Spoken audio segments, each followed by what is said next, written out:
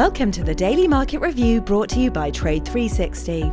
Stock markets were relatively positive during the trading session on Wednesday as the US Senate looks likely to flip over to Democratic control.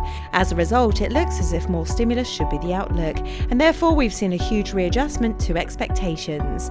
The FTSE 100 gained 3.63%, the DAX gained 1.8%, while the French lagged ever so slightly behind at 1.42%.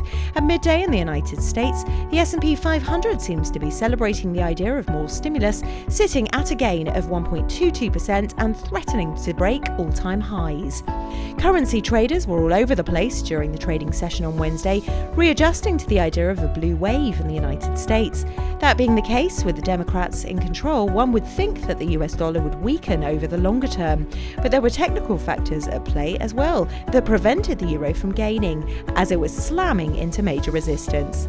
The British pound seems to be suffering at the hands of COVID again, losing 0.3%. The US dollar gained heavily against the Japanese yen, perhaps in a reaction to rising yields in America, while the Australian dollar gained 0.3% in the commodity play. Commodity traders sold most markets as the US dollar has been all over the place during the trading session.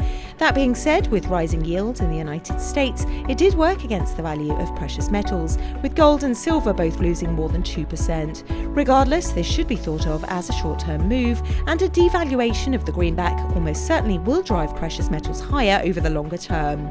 Brent markets gained 1.6%, while platinum and copper were both negative during the trading session. And that concludes our review of the trading session. See you next time. Please subscribe to our channel for more news. Bye for now.